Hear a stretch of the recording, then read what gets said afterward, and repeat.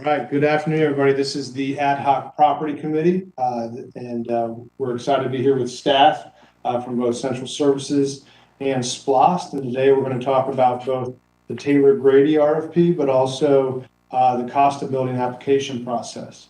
If it's all right with y'all, we're going to start with Taylor Grady. And in front of you and on the screen here, once we project it, is going to be a rough draft RFP template. So we sent this out to y'all last week, and Central Services staff have highlighted the areas we need y'all's feedback. So we think in terms of the two, between Taylor Grady and Costa, Taylor Grady is a little more straightforward. And so we wanted to start with that today and see if we could get through all the highlighted parts, because then what we can do is staff can update the RFP, and then at the next meeting, hopefully in 2 weeks or so, if we're able to schedule one, y'all can see the final draft and approve it at that meeting if you're okay. So we're really trying to expedite this one so that we can have it posted in June on the website. With that, I'm going to introduce Interim Director Gavin Hassner. He's going to, with his team, walk us through. Yeah, and we've got Beth Smith from facilities, as well as Angel Helmley from operations within our department that have contributed to this, and they were at the tour. So any questions y'all have as we go through this, we'll get you an answer some way. But it's a long boiler template is what we call it, and this is standard for any of our RFPs throughout the government. So I realize it's about 35 pages long. We're not going to go through all of that today. Just the highlighted yellow areas is really what we want your opinion on, your feedback. Those are the areas that we really have control over. The rest of the information is just standard for purchasing that has to be in there. But I'll kind of dive right into it. Up on the screen as well as on yours is the portion in the first sentence there, the estimated annual lease.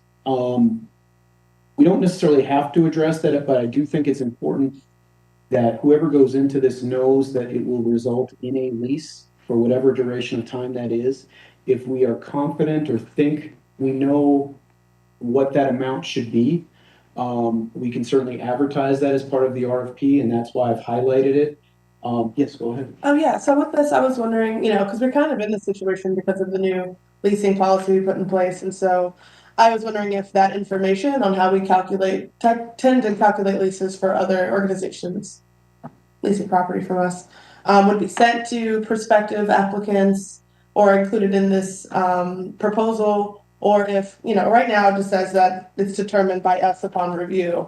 So yeah, that was my first question. Well, and we can certainly go that route. So what we can do is we can change this wording, not put $1 in there, not put the 10%. We can just say the annual lease per the leasing policy. Mm-hmm. Yeah. And we can provide them as an addendum or attachment, a copy of that current leasing policy so that they can I think understand. that's Yeah. perfect. And what's the acronym for the community benefit? The CBA. Yeah, community benefit agreement. Yeah. It's a CBA. Because I think that's really important, and I think that it would be unfortunate for the past tenants to see this and think, "Oh, now Now it's $1." Yeah. yeah. So if that whole formula and whatever the summary is, that's Okay. finally is Yeah. part of it, because that way, as it says in here, multiple tenants. One tenant might fit the $1, but somebody else might be in a different category. Yeah. Correct. But and then the plus the 10% of the rental events proceeds, isn't that unique to this property? It is, but it's in our policy that basically anyone who leases from ACC Gov that would hold events, by definition of the policy, would be subject, if their lease was within the policy. Profitable. Correct. Yeah, up to a certain or over a certain I amount. think over Yeah. 3,000 or 3,600, they have to start paying the 10%. Gotcha. Yeah. But you guys said there wasn't any examples of that because the threshold is Correct. within, and that seems Yeah. reasonable too. This is a unique property, but doesn't mean there won't be others someday. That's right. That's right. Okay. Yeah, and to that I would add, I'm glad we're all in agreement about just including an addendum about the leasing policy, but that, articulation about the CBA determination might also help inform the applications we get in, if folks know, oh, actually, we should probably articulate these particular community benefits that might emerge from this agreement, you know, our use of the property. Yeah, we might just get more details than we would otherwise if that's set up front, so, cool, yeah. Okay.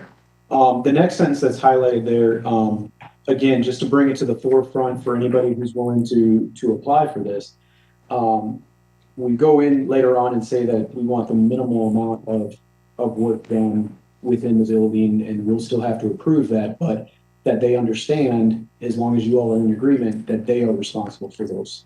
So I thought with the Telegrady house, they have to get approval from us first to do any. Okay, so That's He correct. said it's for deeper in. Yeah, but they have to do it, okay, yeah. all right. And is it under the HPC? Yeah, but that is only for exterior modifications. So anything that they do to the interior of the building is not necessarily subject to the historic commission. That would only be if they change the outcome. But our approval, But or with approval within, correct. I think what we would do is, the way we would typically do it anyway, and we can change that obviously, is no exterior modification. We can just say that right off the bat, because those are subject to historic. Anything interior, either you all would want to see it, or if you trust staff, we basically say, go through the typical permit process for interior modifications, you know, administratively. that sounds reasonable to me. Yeah, let's, Okay. Because that's already something that you guys have, Mhm. even if it's maybe not historic. Or there are examples of that as well. That would be the welcome center, stuff like that. So that's fine with me. so like even painting the wall would be considered, they have to go through staff, okay. Okay. Okay. Let's go down.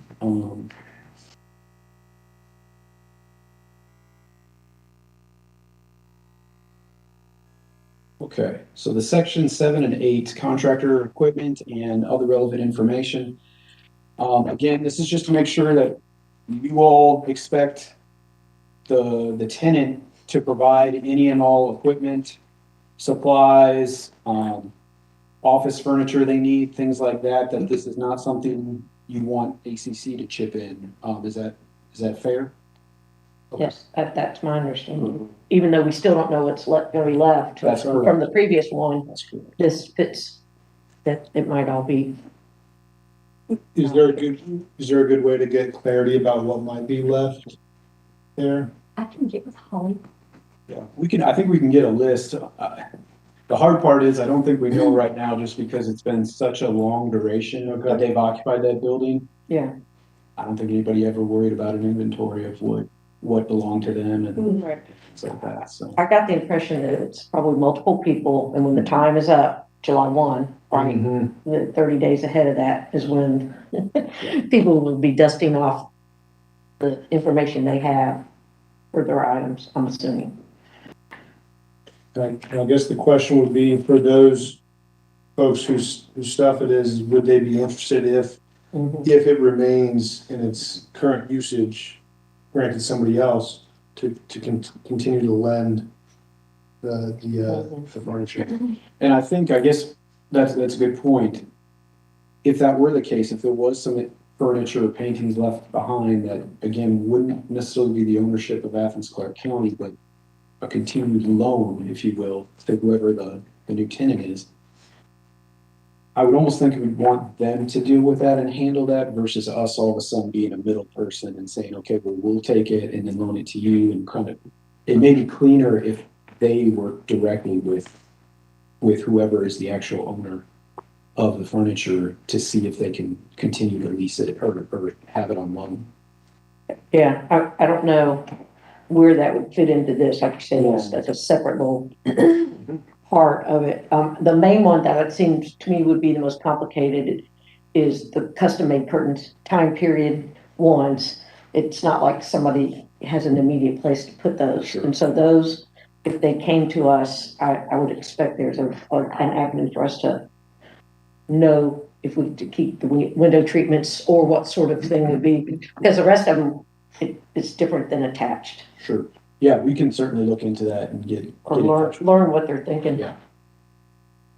The other relevant information section is really a catch-all for any of those high-level topics that we just want to point out to somebody before they go and deep dive into this.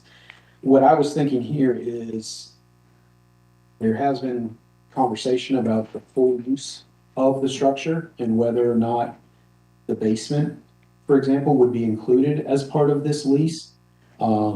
Perhaps there's another use for the basement, maybe even internal to ACC Gov, that I think we may want to point that out right away to someone that they know, okay, this is only for the main floor and the second floor. Mhm. You won't have access to the basement. So if that's a decision we end up going forward with, that's where we would put it in this section. Okay.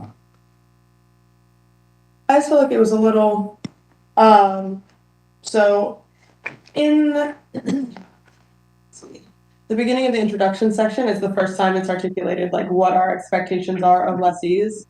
And it does say as an events space that maintains or highlights, architectural and cultural significance. And so, knowing that that comes later is sort of, I don't know, struck me as strange that we're saying here that it does not only entail use of the Taylor Grady House for the purpose of holding events and associated operations. I wondered if it could be made clearer if somehow at the outset, if our vision and expectations are articulated so that folks, before they even get into understanding what the application process is, know what they're doing, know what we're looking for here. Yeah, so I'll say, I'll add that if we don't necessarily want to constrain applications to simply an event space, if folks do want to focus more on highlighting and maintaining the architecture and cultural significance, I'm imagining if it's just some sort of gallery space or something like that. I'm not gonna die this hill or anything, but just taking out that or adding to it some other potential uses. We just keep talking about it as an event space, so I feel like the important thing to most of us is the maintenance and the highlighting of the cultural significance. So what other people choose to do with that, be it, a gallery space or a meeting space that's not like weddings or something like that. I don't know, kind of leaving that more open to interpretation by the applicants. So just to kind of point to the mayor's charge here. But when the mayor assigned y'all to this committee, his charge was twofold. Mm-hmm. The part A, continuity of use for Taylor Grady as a house museum event facility with appropriate neighborhood protections. So that was Taylor Grady. So really thinking about in terms of a house museum event facility / event facility. Right. Okay. That makes sense. And then Costa was a separate one, but we can talk about that. Yeah. Well, and I guess along with that,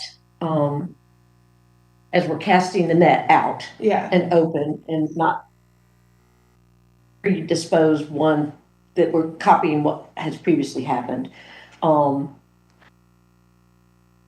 Community events, it almost seems like if we could, something in a meeting room, community event gathering, something that's more an entity might host that doesn't have an invitation list. Like some of the events, there's an invitation to it, right? It's a set event, basically invitation list where an entity might want to once a month use it because of its cultural and architectural stuff, actually have meetings there or something. But again, I'm thinking if we make it open-minded, that we would have proposals that are evening invitations and community open door. We might be surprised by something really innovative that comes back to us that does sort of create that continuity of this space as a historical space, but we didn't even think of it for that. And that's actually really cool. So I just wanted to leave flexibility for that, though now I'm kind of having second thoughts because of deviating from the mayor's charge a little bit. I think more in line of what, I'm sorry, Commissioner Wright's saying. No, go for it. I think what we can do is sort of mesh it together in these areas, like you said, about the purpose right off the bat, making sure that somebody's aware of this before they do a deep dive into it. We can keep it as the original charge of special events, operations, but maybe add some of that language. And I think we did it later on in the document where it talks about, you can run your daily operations if you're like a nonprofit, for example, you can have your day-to-day operations there. Yeah. and host, little meetings or community events that don't necessarily have a defined list of invitations, like maybe set schedule Monday through Friday from 8 to 12. It's open to all as like a little museum or something like that. We can work that language in there, without getting too broad to where we start inviting people to submit with some sort of creative ideas, but then come back to them and say, well, we didn't think it was gonna go this way, and we kind of did all this work for nothing. Right. Because that was Right. intended. Well, and since we haven't gotten further in, it sounds like you're touching on some, so thanks for letting us know where we're headed with this. And this is a set format that everybody chooses to with the RFP. So Mara, I think that's where the purpose comes of the Sure, yeah, reduction yeah. versus the deadline. It could be, I don't know. Yeah. Yeah, it is a But template, but we can work with it. if it's standard, just keep us informed on that, so we're not trying to change. Okay. So we'll work on the purpose, with hearing what we Yeah. just heard today. Can I say one last thing on Yeah. that? I think it could be as simple as, I'm thinking about our SPLOST project descriptions, like event space, museum space, Yeah. including but not limited to. Real Like quick. those central ideas that we have in mind. Yeah. Sorry Is to that get so. briefly somebody agree with that? Mhm. I mean, no paintball. That's right. Laser tag. Laser tag. No. So one thing we highlighted then further down, right before letter N, is the last sentence that talks about a mandatory site visit. Mm. Is this something y'all would be interested in us conducting? I do see benefit to it, that if you're an applicant who's never been in the house or don't exactly know what you're getting into, like we did with y'all, we can give them a tour, before they submit. I think that's brilliant. I think they definitely should. I wonder is it, so at M, is it then I'm sorry, expected that all of the vendors participate in a walkthrough of the grounds together? Because I wonder if that'd be a little weird for them. I understand the utility of staff, like, all right, one meeting, everyone's there, but like showing up and be like, oh, you're trying to get this building too? Like, maybe the fist fight in the parking lot, no, like, yeah. The reason you do that is so that if you have a question, everybody hears the Yeah, that answer. makes sense. Versus if you have your question and then you have a question, you might get a different answer than you got. So that Right, everybody that makes gets the sense. same answer, Cool. or you all hear the same question. Yeah. Similar to our interviews, Yeah. we're like, everybody gets the same question. Yeah. Kind of different, staff gives the same answer. We're an interview with That makes us. perfect Even, sense. even pre-construction meetings, Yeah. you invite all the contractors to come at one time. Yeah. So Um, they shouldn't They're be used to this. uncomfortable with meeting with other. Yeah, I think that window of time, similar to how we do our open house walks through, and I think too, it could even provide some of that creative stuff, Mariah, when different entities see each other and go, Yeah. maybe they could do some collaborating along that line with it. But yeah, Okay. I we'll keep don't need to be it at that. I trust y'all to do that. So I think that's a great idea. the award of contract letter N. I think we sort of touched upon this earlier on when we talked about just following the leasing policy. This was highlighted because, when we make the decision, we're telling them, okay, we're gonna weight our decision on what you provide us, your references, your past and present performance, and your idea. Where this is a little bit different is it doesn't necessarily take into account cost. That could have been if we were to say like, all right, it's also the lease that you're willing to offer us. We'll give you, the RFP, or we'll give you the lease if you're the highest bidder on the lease, as well as your performance and ideas. But I don't think we're wanting to go there. We're wanting to grade them solely on their idea, and that the lease will just be structured around the leasing policy. Does that sound appropriate? That's what I was thinking. How about you guys? That we're not grading them so much as how much they can pay us. Yeah. If the community benefit, is giving that lower price, if it did end up at $1, we can validate it because of the formula. So we aren't gonna have like any sort of grading rubric to determine. We will. We will, But okay, we will eventually. it won't be with price though. Oh, yes, okay, cool. Because there's a set price, and what we're hearing y'all say is the leasing policy is that price. Yeah, okay, How, that makes sense. how it pans out there. I wanted to ask a question. I'm just kind of thinking out loud here, but we're talking about past performance. I guess maybe first if you could unpack like what that means in this context under an award of contract. So particularly operating a facility similar to this in the past. Yeah, and so not necessarily relevant, applicable experience with things that might not be doing this exact same thing, but may be evidence of one's capability of doing so. So I think it keeps it broad. We do say that your past performance in general will be a part of the grade that the committee looks at.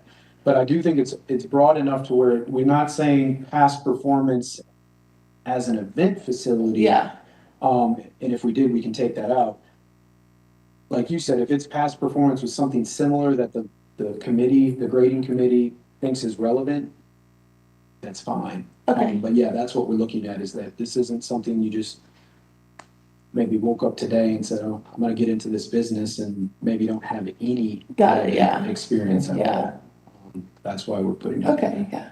So I was thinking, I used to work doing wedding catering, and we just hop around everywhere doing different weddings. And so it's like, well, if someone has experience in that kind of field, that might be applicable here, but they haven't run in that space.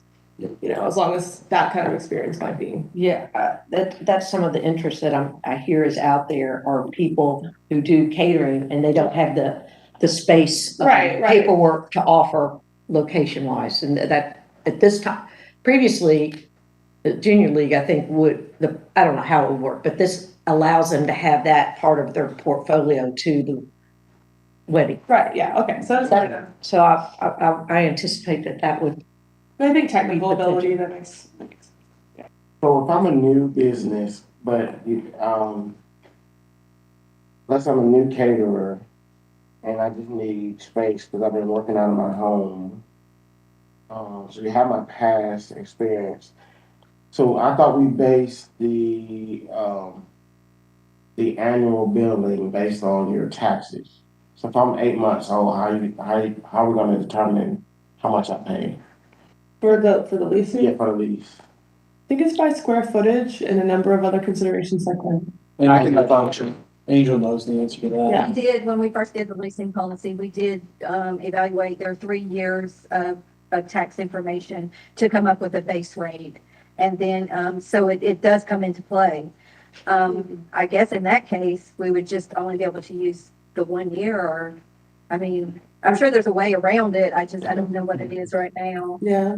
I don't think to answer your question, I don't think it exempts somebody from applying for it. Okay. We would still evaluate them. And I think in the end, we're safe when we say, okay, the lease will be agreed upon based on the leasing policy.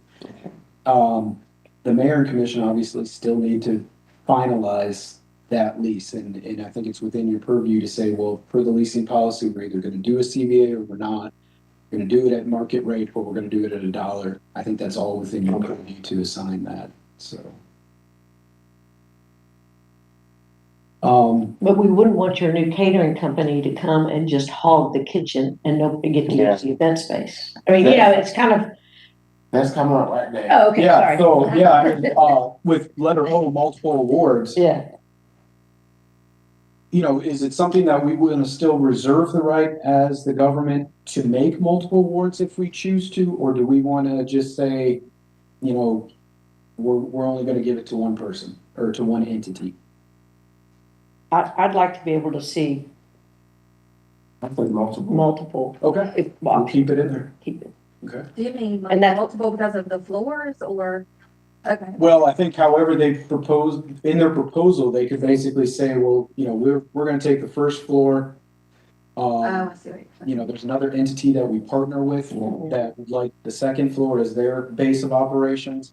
It leaves the flexibility. It doesn't require somebody that has to split up the space, but it allows us to be able to say, we reserve the right to say this person gets the top and this one gets the bottom, if we want to go. Well, your events are a Sunday Correct. event only, and it's, since we don't know how complicated it can be, so let's just see how complicated we can get it. Yeah.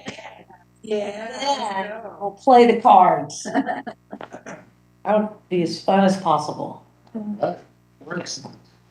And then the place of performance, obviously, we know where that is, but again, this was highlighted. We put in there that there has been a history of having to work with the town and down, who's the other tenant.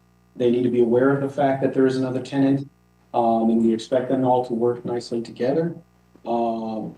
We also, again, wanted to highlight this because of whether or not the place of performance is going to be limited to a certain floor or first 2 floors and not the basement.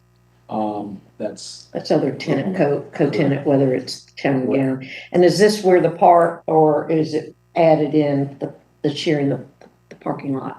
Yeah, Detail? It's in there. It's in there, but we can certainly modify this as well to make sure that very clear that it's not just the buildings, it's also the parking. Okay, just the legalese.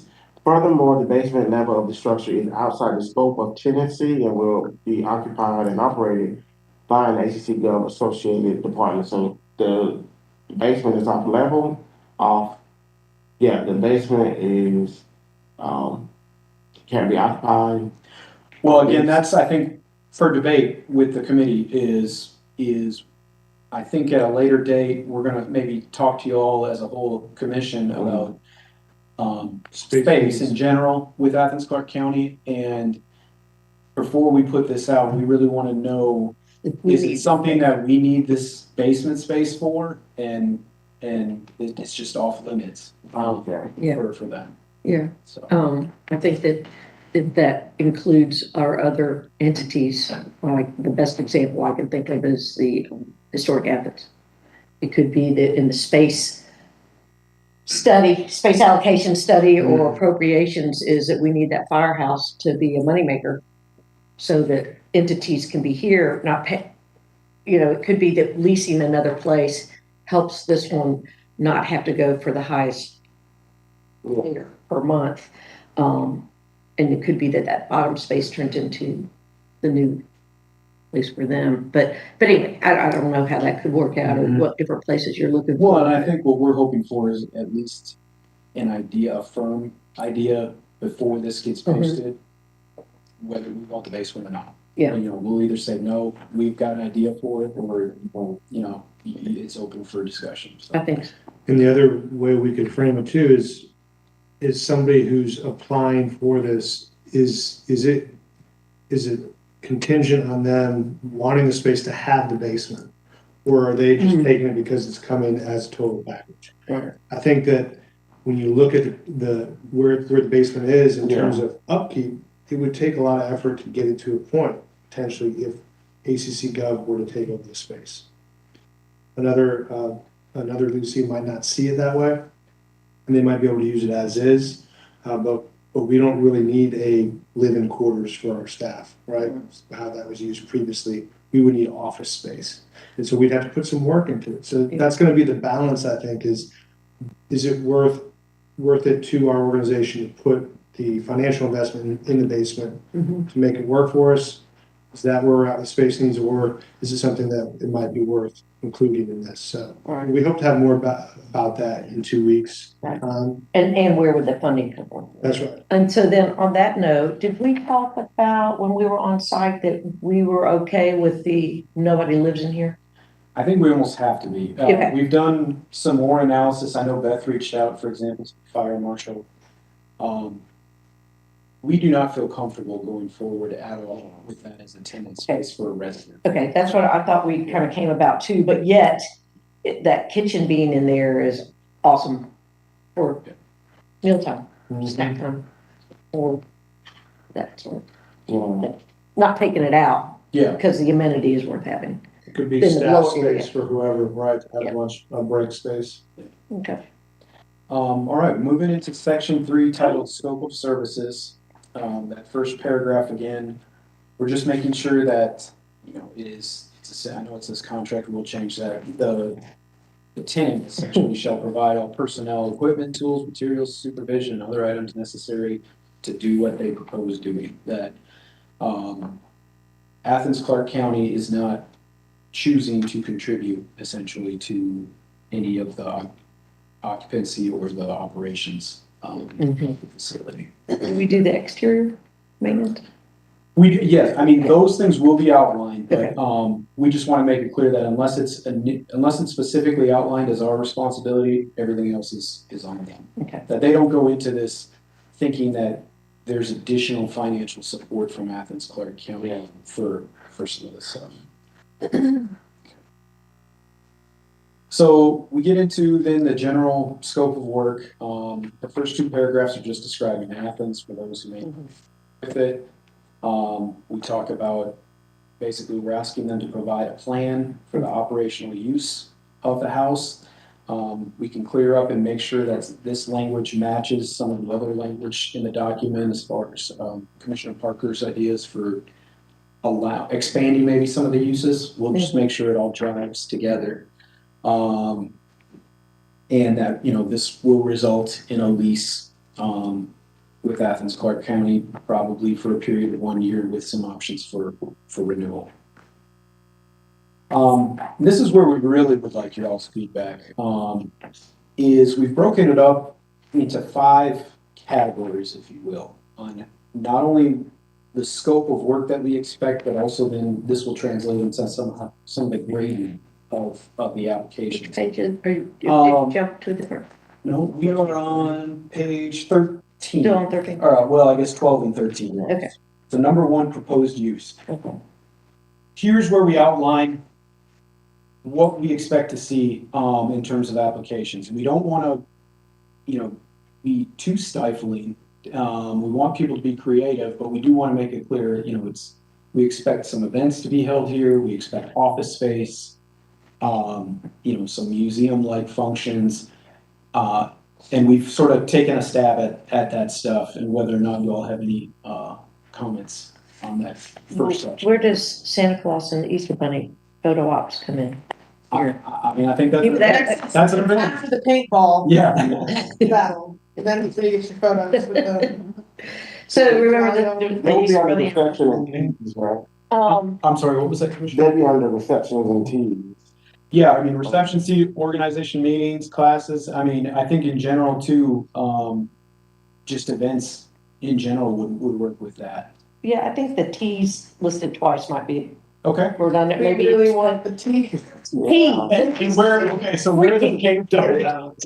This actually came from the current language of the lease for Taylor grading with the junior league. So we Okay. just sort of Yeah, pull yeah, that yeah. in. We'll take one T Okay. out and Okay. add, Paintball talk about Santa Claus and Easter Bunny. together. Together, no, wrong time of year. Anyway, seasonal, maybe seasonal, say festivity, yeah, seasonal gatherings. Okay.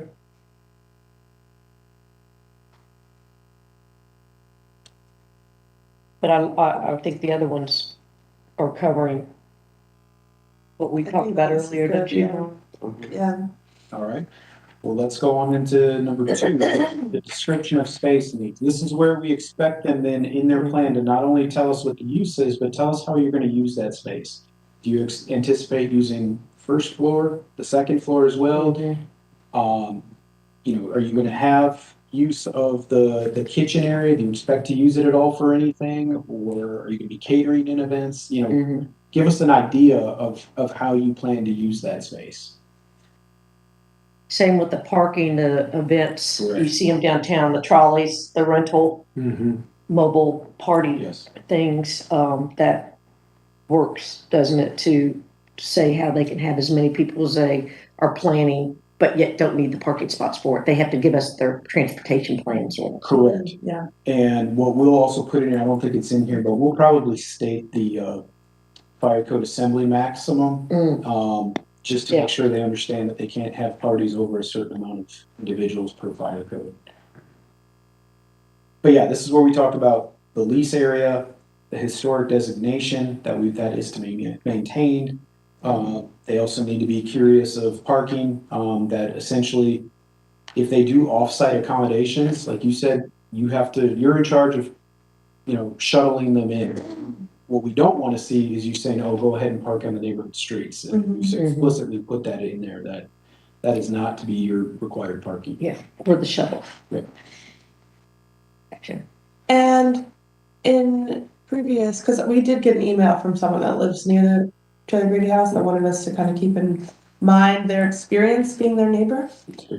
And so is their route for redress of issues similar to any other sort of like code violation, or do they come through central services like, yeah, these people are not adhering to these parts of the lease? So what we've done in the past, and I didn't put it in here, we will build it into the actual lease document, is like for noise, for example, we have it outlined that if we receive the first complaint, it's this result. Cool. Second, third, fourth, and then by the fifth, it's just probably done at that point. But we outline that in the actual tenant. That's done. Okay. And that's similar to the new ordinance that we made with the loud neighbor. So if it's tenant and tenant, like the town and gown and tenant, I mean, we're the landlords for the two tenants. If there's issues there, that would be coming to central services. Correct. Or whichever department. Yeah. And then it's the neighborhood and our tenants that go to call the code enforcement. And then we can address that for folks. And like the town and gown could put in an RFP to not have anything on dates that they have it. That to secure their parking and quietness of it. But I don't know. I mean, we've run into some issues in the past. I think we can make it clear perhaps in our lease. And I know Angel's got experience in that with trying to be the facilitator between the two. So I think there's ways that without putting it in the RFP, once we get to a potential tenant, when we decide on that tenant, before we agree on the lease and sign the lease, we make it all outlined in the lease, like this is what we expect and this is the procedure that we're gonna go. Yeah, that would be too much too soon here. Yeah, I think so. I think we don't want to start scaring people right away. Okay, do we want to move on to number 3, the potential costs? So this is where we sort of outline who's responsible for what. Utility costs will be on the tenant. We're not wanting pets unless it's a service animal allowed by law. Or we could just say no animals, because we don't want a real Easter bunny there either.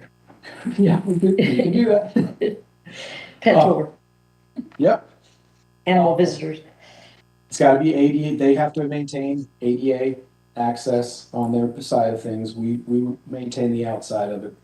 Is it currently ADA compliant on the inside? Yeah.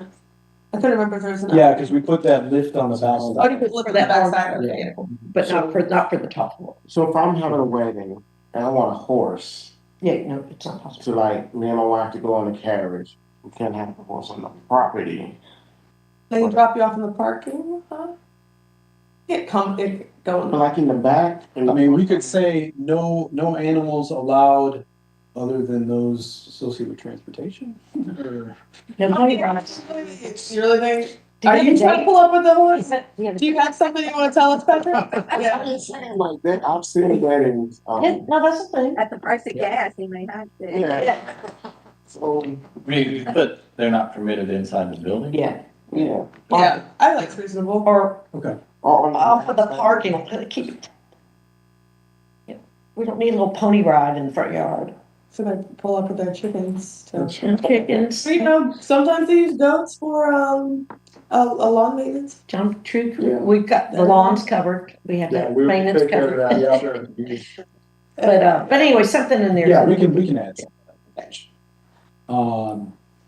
We talk about how they're gonna have to provide insurance coverage. And then again, as a shared facility rental, this is where we would get into that language if we go with the leasing policy about how if you hit a certain mark in revenue per the policy, you would be splitting a certain amount with Athens-Clarke County in terms of cost share. So Well, that goes to the general fund or?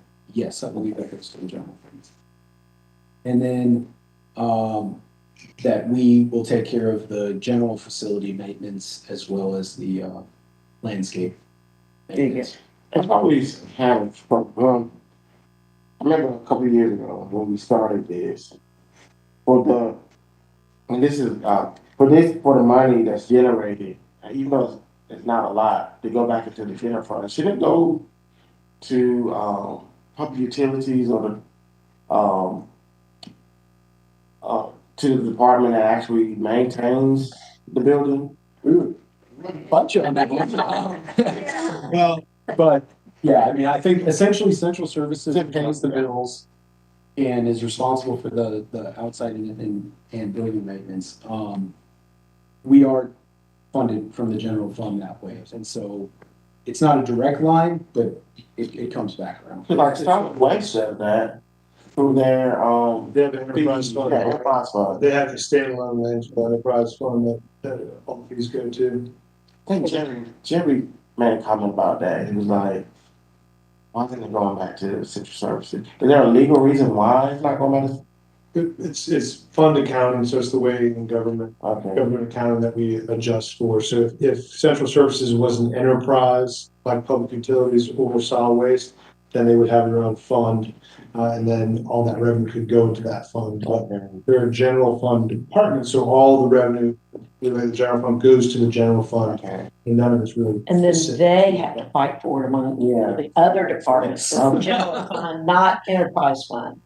So if this became a drain, it would be something in the budget process that of the year after to identify, balancing that out. Okay. Especially after the pony ride ruined the lawn. Yeah.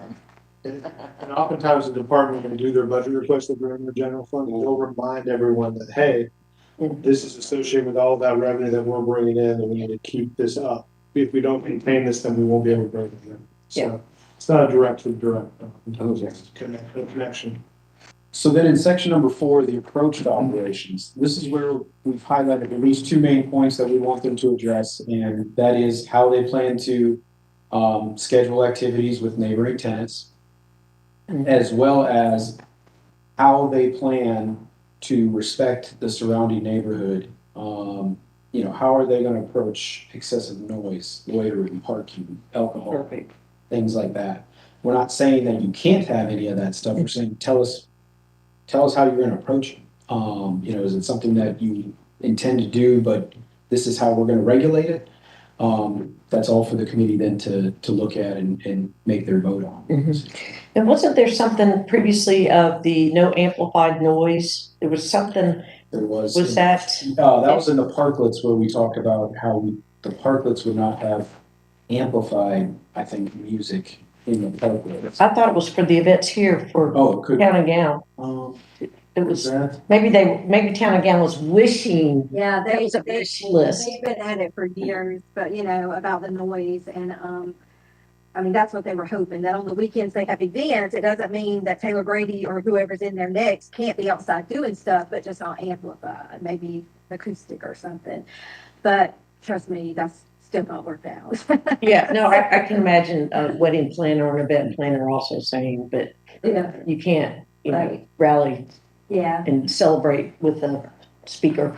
But I think the Town and Gown only has like 4, 5, 6. It's not really a lot of weekends when you consider it. So the two ought to be able to work together. Yeah. So. With number 5, this was a question that came up during our tour. I don't know if it's something we still want to keep in there or exactly how to address it. And quite honestly, it's something that we may even have to look into from a procurement law standpoint. Okay. But there was talk, at least on the tour, about whether we want somebody to identify whether they're a nonprofit or a profit, and if that matters as part of the review. Is that something that we intend to still judge a status on, or? I don't know. It seems to me that in the part where they introduce themselves and we're looking at their history or the longevity of the business or that would give some reflection, Yeah. wouldn't it? I think it would, and I just, again, I don't know. I don't know if we can to a degree. Yeah. If, since this is more of a real estate type RFP, Mhm. there may be different rules about limiting the general public to apply for it. It Yeah. would just be on the status of whether they're a profit or a nonprofit Yeah. entity. I wish I had the leasing policy with me, but because I can't recall if we included that in the measurements, like if they're I think we did nonprofit, actually. then maybe they get more of a discount versus if they're for-profit. Mm-hmm. So that may be one way to, Yeah. they can. But that's still- already built into the policy Yeah, that if we tell them, your cost is going to be based on the policy, if you're a profit or a nonprofit, that'll already be built in and factored, but do we want it to be a factor of just the general creativity of the plan that you're putting forward? Like, would you lose points with the committee when they're looking at these just because you're a profit versus a nonprofit? I think that determination being in the map of the lease per month is appropriate for me. Yeah, we'll make more money. So unless they're doing paintball or something. But I don't see any issues unless, you guys are the experts in this. I mean, I would almost prefer to take it out, Okay, is that, but it was a question that was raised, so I put it. is it specifically in 4 that's highlighted? I think it's number 5. Oh, no, that's, okay, I was adding that further down, my bad. So that was just the topic, because that's as far as you got. That's as far as I Yeah. didn't necessarily know how we wanted to go with that, so. I'd be all right if it was out Yeah, at that point. yeah.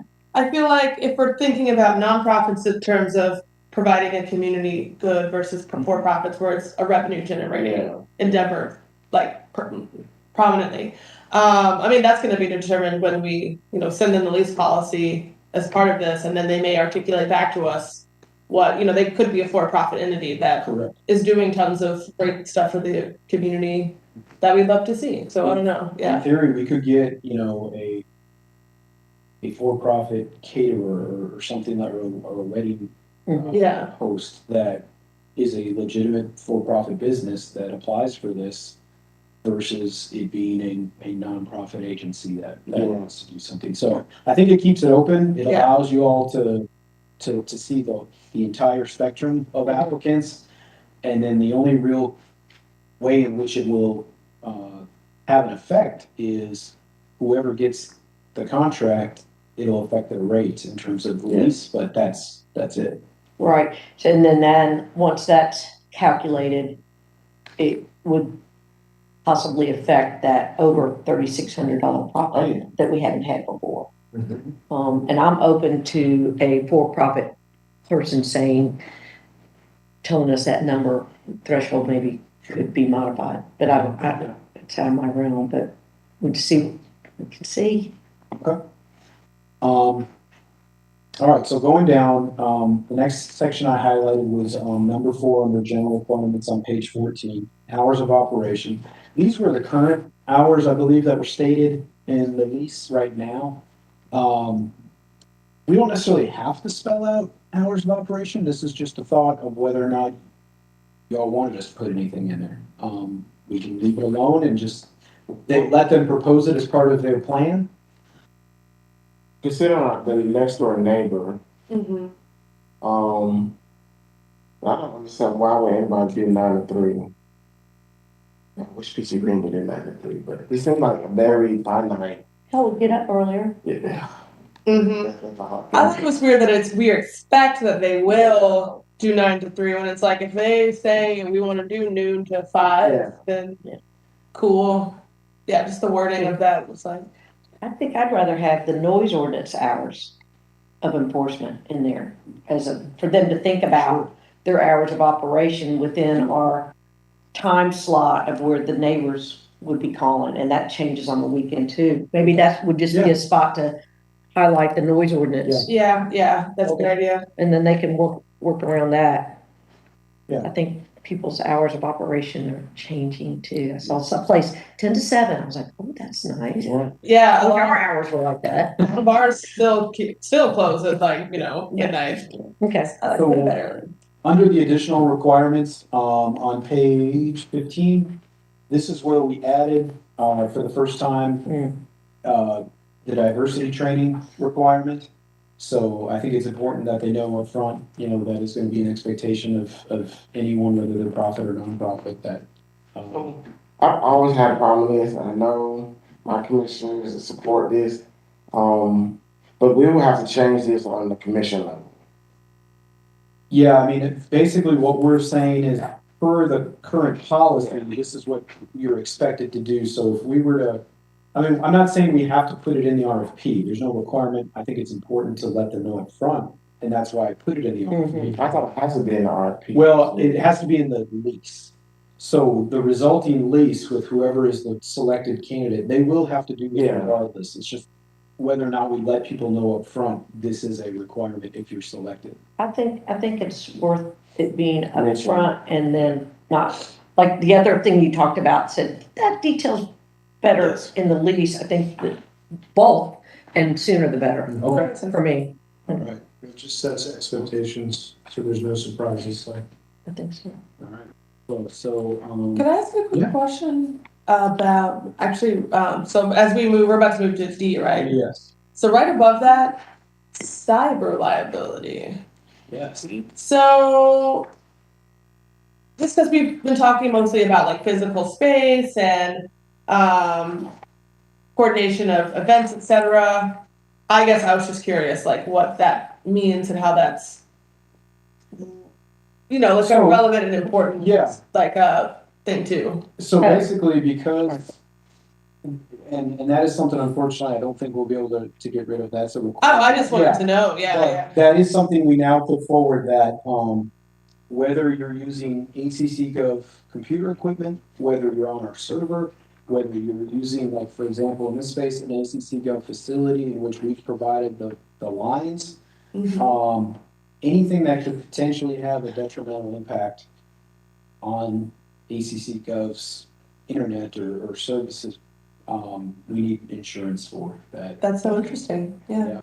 We've had some, again, this wasn't malicious, but we've had some instances even over the past year where things have gone down in the network, have shut down the government to a degree, and the insurance has helped us out with making sure that's been covered, whether it was a lightning strike or stuff like that, so. And we as an organization have our own insurance as well. But if you think about it, if someone's using our facilities, that's an entry point of malware and other things, so we've got to be very careful and have that expectation with misuse too. Okay. So, what's your problem? I'll get one. So insurance requirement, so let's, Go back up, what page? we pay 17. So nonprofit A has the bottom floor, the second floor, and nonprofit B has the third floor. They forget to lock up. I go in and party and wreck the place. So this insurance requirement will make sure the building is back to normal operation. Yeah, we make sure that we're covered from a liability standpoint, but also from a facility standpoint, that if there's any damage to the facility, Beth's team would essentially go in, assess it, hire the contractors to fix it and submit those claims to the insurance. Okay. company. But the nonprofit A and B will be responsible. Okay, good. All right. All right, and I know we're coming up on an hour here, and I won't get proper time to Costa, but, what we do, if we go down to page, 18, specific tasks. Again, we'll make sure that the introductory paragraph there matches throughout the document about, the expectation and the purpose, so I will change that language. What we want them to do then is what we just said above in the scope of work. We took those 5 categories, which are now 4, because we got rid of profit versus nonprofit. Copy and pasted them down into this section and basically said, all right, this is what needs to be in your plan, and you need to provide answers to all of these, because we're gonna grade you on this. And so that's why it's really a refined copy of what was stated above. And I wanna make sure that, again, we're okay with that approach, that's how we intend to grade these applications. Does that sound fair? There'll be further down, we talk about company background and relevant experience. They need to provide, just some general information about their company, who's involved in their company, how many employees they have, what's their past experience, workload. And then, ideally, we'd like 3 references from a government agency where they've had similar experience. I mean, we can sort of massage this a little bit if you all feel it might be too strict. We can. Yeah. Agree, government agency. If I'm doing a catering business that's exclusive for weddings, Mhm. no, I'm gonna have 3 on that contract.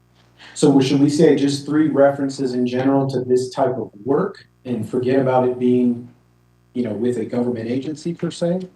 Or do we want to lower the number of references or? And it talks about their businesses as well, which I feel like opens it up a bit. Also, institutional organizations can mean a great deal of things, schools. Yeah, true. I mean, it does try to capture as much as possible. It doesn't have to be 3 governments. It can be a mix, just 3 references that include government, municipalities, institutional organizations, or businesses. Would we want to, just throwing this out there, so we keep going back to this idea of like a wedding caterer, right? So for that, to get 3 references from people they've done weddings from, I would kind of feel like that's not really enough information. So if folks wanted to submit references from individuals from whom they've worked at like a kind of large scale capacity like that, maybe like getting more of those than if we were getting a reference from an institution. If folks were interested in opening it up to that, if someone hasn't worked with a hospital before, but they have a breadth and long history of experience working for non LLC or It's a larger number of personal references. Yes. If you're working Yes. as an independent company, then Yeah. you would have multiple clients. Yeah. So we could say keep it 3 for the ones. I mean, they could be working, they could Okay. be, I guess, public or private agencies, municipalities, institutional organizations captures any department with any of our universities, with schools, Yes. or institutional organizations that would still be some entity with the school district, right, would be.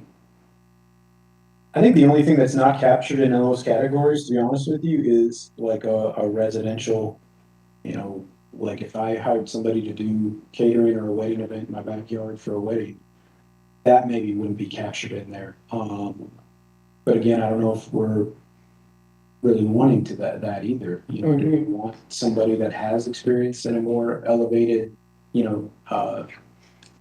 environment like a business or government versus just doing things in somebody's backyard? If somebody's might be trying to get out of backyards and into There's some pretty good backyards. there's a lot of big tents presented during football season and wedding season. Wedding a couple hundred people, that's no small feat, Well, here's one, the Greek organizations, they are constantly renting out facilities for events or the tents, you just go down Village and you see the, and so,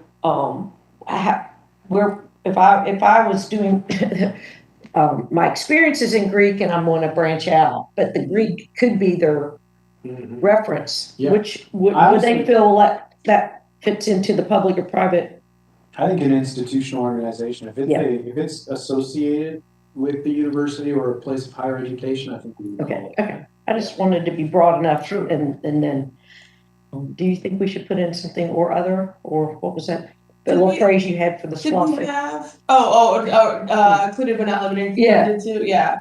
I mean, how did we feel about like if someone is doing business with private individuals, but at a scale where it might reflect ability to handle operations of this space? Would we want to sort of create a separate minimum of references for that kind, or accept those kinds of references at all?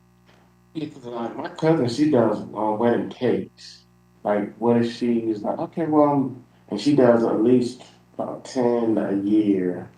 I'm just thinking, well, she don't do the wedding, just the cakes, but what if she wants to expand? Like, I need a space. And I think what we could do is keep it the way it's worded for the most part, 3 references from these agencies or businesses, or a minimum of 5 references from any other any other Yeah, events or something. Yeah. Experience, yeah, not 5 other experience. Okay. yeah. Because it could be 5 smaller Yes. versus 3 larger. Yeah. Okay. We've got a big net. We're tossing that It's net. gonna be big. And what is a typical time frame for something like this to be posted? Well, that's the thing, is at least a month. Okay. We may want to consider longer, again, depending on the applicants we anticipate getting. If this is somebody's first time applying for a government RFP, you've seen it, it's a 35-page document. If we think they need more time, we can always obviously extend that, but I would say at least a month is what we would posting. That would, that was outlined when the mayor's charge was sort of put forward, right? And we kind of talked about the next steps for, was that just for the cost of building this? That didn't include this, did it? We haven't really talked about the turnaround. We talked about the general idea of it would be great if we could get this out there in June. So I think our rough timeline is, can we get Taylor Brady posted in June and then for a month? Because they're out. July That's right. 1st. I thought July, next week? Their lease is end of the year.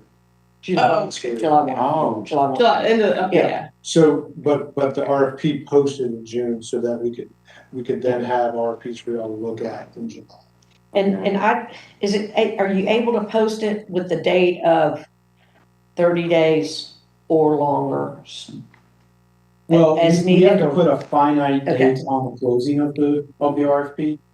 But it has to be posted, I would say, for at least a month, but then as a committee, we need to decide, is that long enough for who we anticipate submitting for this? Or Repost. or do we add it, do we say a month and a half? Mhm.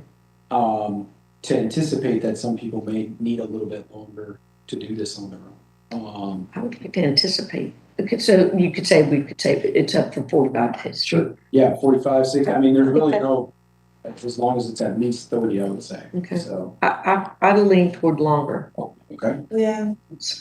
okay, and Oh, no, you go first. I was backtracking.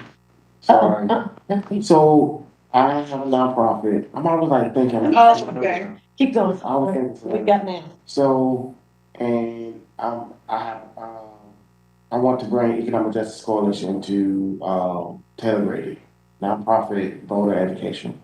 They have posters throughout there, where they have pictures and posters and signs throughout their office now. So, can we limit nails or picture hanging, like hammer to the wall, diplomas, degrees, plaques? I think we could put something in there. Do y'all see an issue with that? Like, Well, yeah, I mean, it's kind of altering the yeah. internal sort of nature of Architectural, cultural. They can't paint on it without that being an alteration and. There's a section in here that we can add a sentence regarding that, and we'll go back and before you all see it again, the next time, we'll add some language to that and show you what we put in there. Because you just see this move from one building to the next, and I remember the landlord at the prior, like, scolded us because we had some of the nails in the wall. Could we put in there, like, what are those strips thing, 3M strips that you No. No, I thought those were good in my new house and that was a stick. Yeah. And that's the other thing, if it's shared space, you can't like leave if it's a shared space, yeah. we're not gonna leave Santa Claus's chair up when it's time for the Easter bunny. Yeah. You see what I mean? You gotta move one event out. Yeah. For tenant. Okay.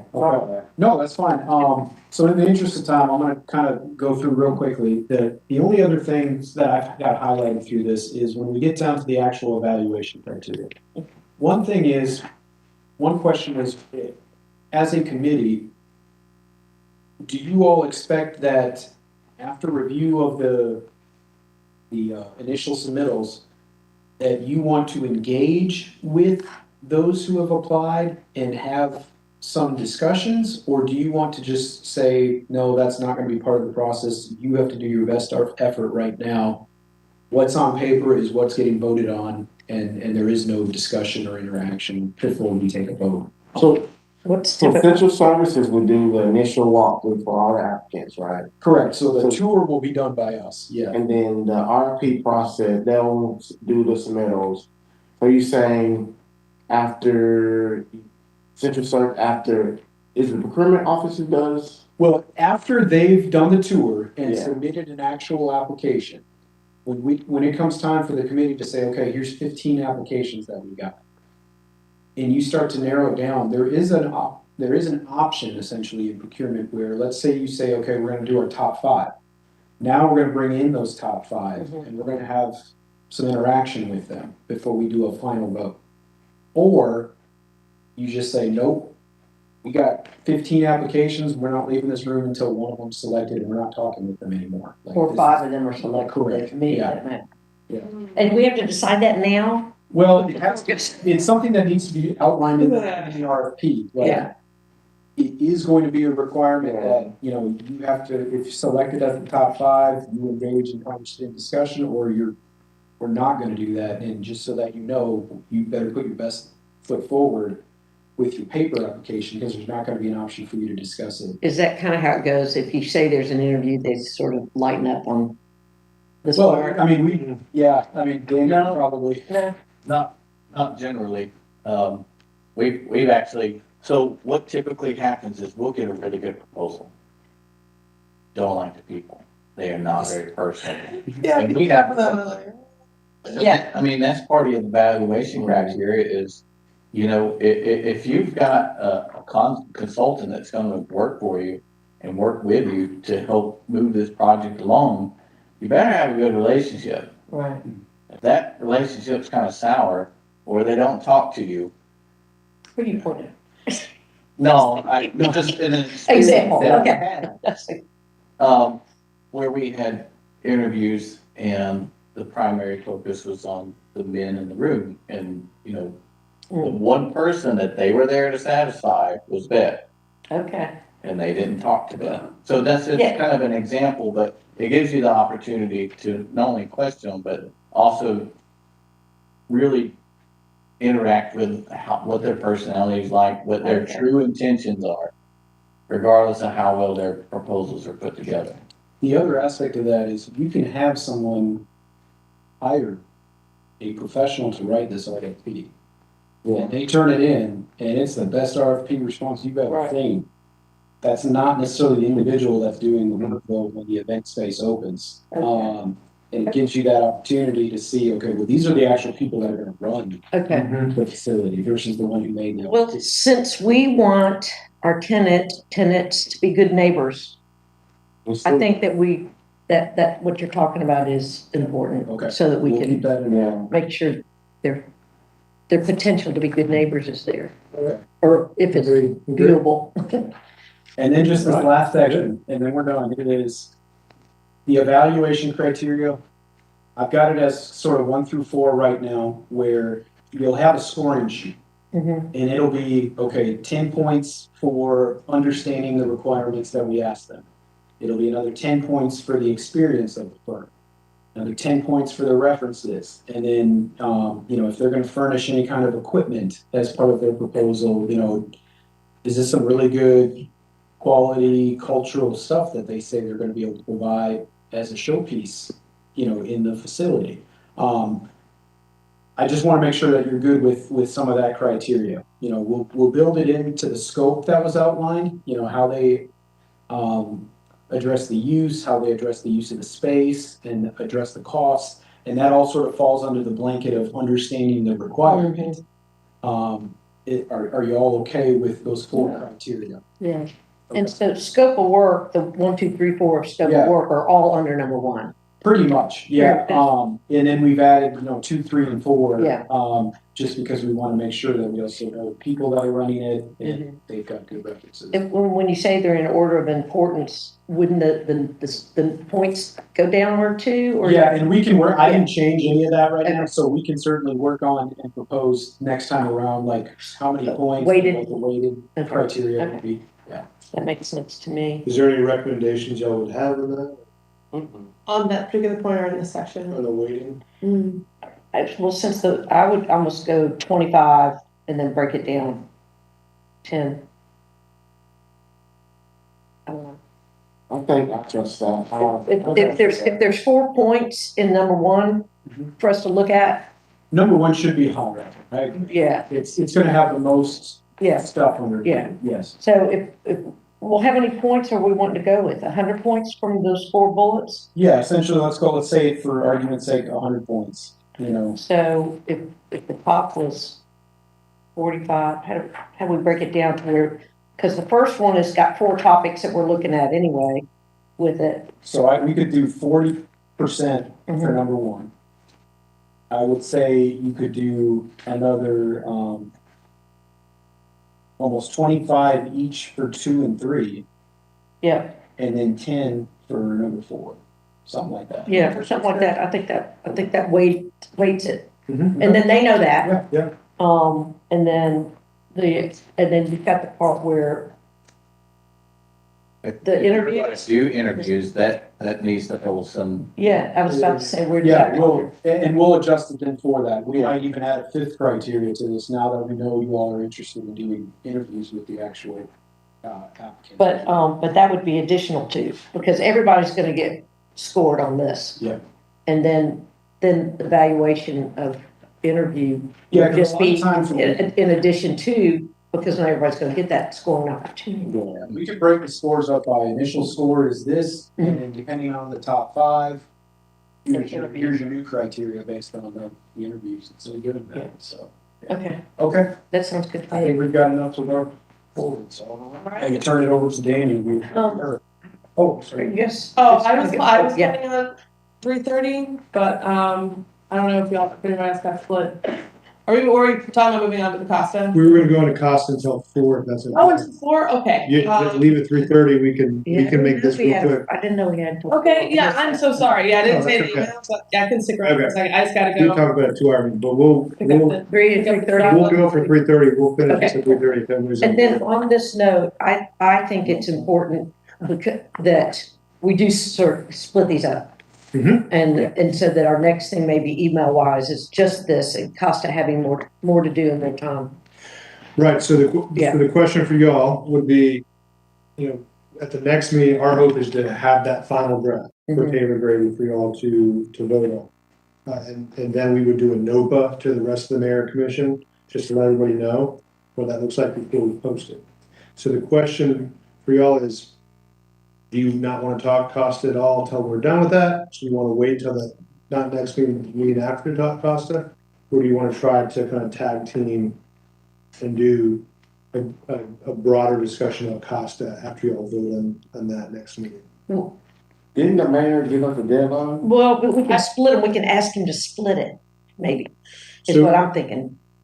So his deadline was to be expeditious. Yeah. I think. Love that, there's always someone good. The thing here is with Taylor Grady, I think he doesn't want to see a lag between tenants. Yeah. Granted, we've got some work we got to do. Beth, I don't know how much time y'all staff needed between tenants, but there's work that needs to be done between. So there's within reason. Costa, as we shared on the tour, there is an opportunity if we know while we're still working on it. But Daniel, when do y'all expect to be done with Costa, with y'all's work? probably this time next year. Okay. So June, July yeah, next that's year. where I see the split, and Yep. like I said, we don't have a chair, but and with the 3 of us, I don't think we need that, Right, but if we just split it, stay focused on this, back to your NOPA notice Mhm. of Yep. what those, Proposed administrative action? those, but it still has to be voted on by the mayor and commission. Yep. Okay, so they get so we gotta get a voting cycle, we're not gonna be voting in July, so this would potentially be voted on for August 3rd. The approval of whoever y'all select. Well, so that's where I'm getting at. This does not need to be approved by staff, that's our responsibility. The but actual picking of RFP, it does. right. Okay, all right. The RFP goes out with that. But we'd still be doing pretty good if we can hit that August voting. Yeah, that's not, I was thinking about that, just this, because then we want the 45 days. Yeah, no, I think Plus I don't 45 days. necessarily think we need the approval of the mayor and commission to go forward with the RFP and That's release it. what I wanted to clear up. Yeah, that's what I was. And then we can split it and then focus on, go deeper in this, but you've done work. Can we have 10 minutes? Yeah. To see this? Yes. Yeah. And then we'll go with I'll, this. I'll make it brief. And then. Because most of y'all have gone inside the coffee room. So I'll just kind of hit. Maybe, there we go. I'll just hit the highlights here. Maximum occupancy for this size building is 599. If you go higher than that, then it requires a third stairwell for egress. The current design occupancy load is for 499. And I'll kind of go through that here in just a minute on each floor. Each floor will have data and electrical outlets placed around the perimeter and at the columns of the building. It's going to be an open floor plan. The only thing that will be, they'll have partitions will be the mechanical, electrical, communication rooms. And those are pretty much centralized on each floor. That way, if you do happen to split up the tenants, that does give you the opportunity to have a centralized location for all your utilities. Same thing with a HVAC. The first floor will have 4 single occupancy restrooms. The second and third floor will have 2 single occupancy restrooms, and the basement will have 1. Let's see what else.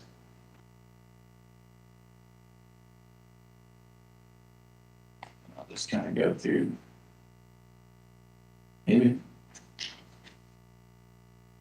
Now the basement, if you guys went down in there, it does have kind of low ceiling heights. I think it'll be around 7'6" to 8 foot. And you all experienced that in the tour, it is lower. And that's where we talked about it being more suitable for stuff rather than a person. Right. Another thing to think about is if there's a tenant on the first, second, or third floor that would like to occupy that basement in addition to their floor space for office space occupancy, you can do that. What you cannot do is have the basement as an office space as an independent tenant. It has to be in conjunction with another floor. So that's one of the restrictions there. There will be some windows, but most of it's going to be lit by artificial light. I'll go to the next slide and kind of show you most of the occupiable space is in the southern part of that building. It will be shared with mechanical and electrical room down there. There is the opportunity to add an additional restroom if need be. Each floor will have a janitorial closet.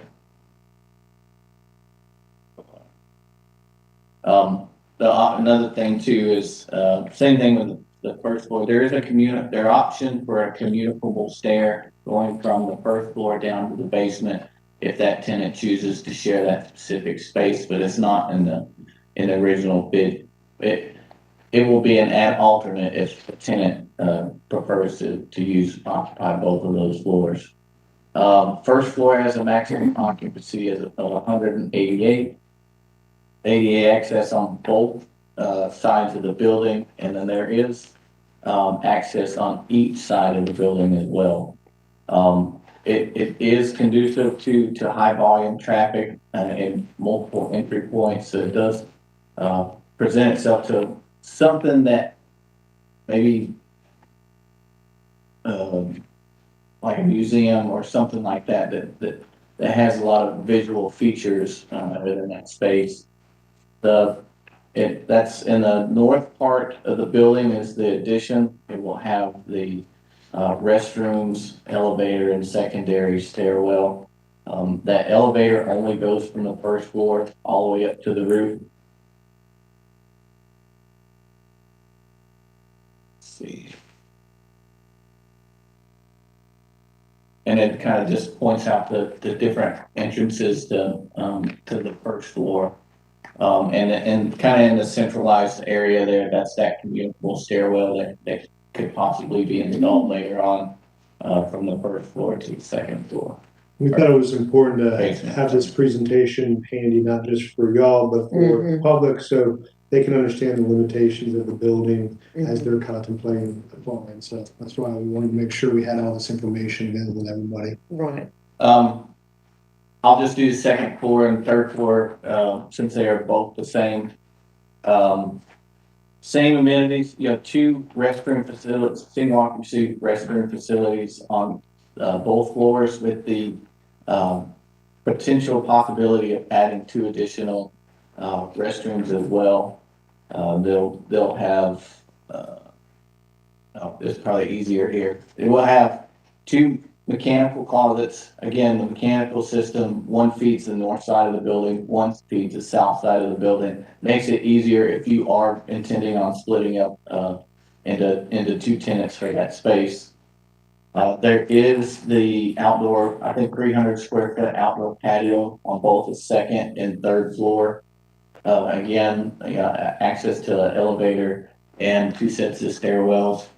If you notice on bullet point number 1, that is the possible location for the secondary restrooms. They will be plumbed. They will have rough plumbing available, but they won't be built out unless, we do have additional funding to do those for each floor. Third floor, the same, nothing really changes there. There is occupancy limit of 95 individuals for each floor. The rooftop terrace, about 600 square feet with occupancy limitation of 41. It is accessible by both the stairwells and the elevator. The rooftop terrace will have the pergola with solar panels on top of that. There are solar panels that are occupying a majority of the footprint of the roof, except around some of the HVAC equipment. And I believe that's the gist of it. Well, thanks, Daniel, for making that a concise Yeah. presentation. It's really good to have it all summarized in one place and have these schematics available. So hearing you, Commissioner Wright, share about wanting to kind of table Costa, are you wanting to wait till we're done with the RFP and it's posted? Or y'all wanting to wait till after you decide on who recommended the full mayor commission for Taylor Grady? Or y'all? I mean, yeah, once the RFP is posted, and then we're gonna have to 45 days do to the breathe. 45 day. I mean, that's a good point. It's 45 days to breathe, in which period we could start working on Costa again. But then I don't know. I would also like to return focus to Taylor Grady, like once we have the RFPs back, because we're trying to get that space filled quickly. So I don't know what y'all think. You're probably going to have a couple opportunities to answer addendums or questions too during that period, correct? Mm-hmm. So that the potential tenants will be asking questions back to you guys saying, hey, would you please define this? Okay. Or what about this? Okay. And then, maybe each week you would have the opportunity to send those questions back out to, or as part of the documents for the RFP. So it'll go on the Georgia Procurement Registry. Gotcha. Well, I'm leaning towards us holding off on Costa, leaving ourselves available in that 45 days, since we don't know what kind of back and forth we might have called meetings. And then once the 45 days is over, we do know there's going to be significant meeting and definitely long meetings to that. So does that sound alike to you guys at this point? And since we've got the time, but obviously if something's coming up, Okay. And then that way we can inform people if this is out there as like people who are following our meeting, this would have been a download for them or not yet? It's the draft. So we've got that and it's available for anybody who wants to see it. And so this means it's streamed too, so that's available. Okay. So one thing we can do, I think that would be helpful. We're getting questions from the community on when the application will be available for Costa. So I think it would be helpful for you all to think about when you would like to see it for us to have that to shoot for, because then we can share with residents when they might see the application. in the fall. Cause I do have a question on first page. We want to, exhibit on the first floor that coincides with the basement. There's a potential for stereo. So if you're building out a building now, you'll need to know a tenant as soon as possible, or would that be expensive? Not necessarily, I mean, it's still open floor space right now, so it would be a matter of cutting a hole in the floor. And now, you wouldn't wanna do it, it doesn't have to be until closer towards the end of construction to have that information. Now, It doesn't have to be. it doesn't, now, Okay. we'll still get a price to do the work, Okay. but we won't do it unless the tenant really requires, it would be something, a requirement for the tenant. Because there's other funding that could be used within our project construction budget, like the additional restrooms on the second and third floor and in the basement, or the exterior patio, it's some of those are, what do we call add alternates that didn't fit in the original construction budget, but if somehow when we get the price back from the contractor and it's lower than we expected, the additional funds will fund those additional items. Isn't that an oxymoron, lower than expected right now? Yes, it is.